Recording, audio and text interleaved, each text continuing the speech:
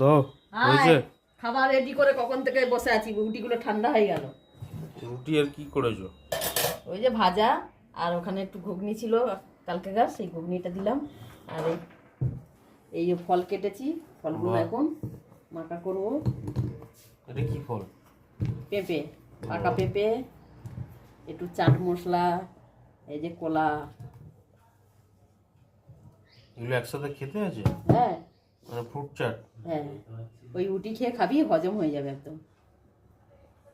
এটা সুন্দর করে মাখবো, বিট লবণ দেবো একটু হালকা করে। হালকা দাও, বেশি লবণ দিও না। না না, হালকা দেবো, একদম খেতে হালকা। যাস ব্যাস ব্যাস। সুন্দর লাগবে। এটা দিয়ে একটু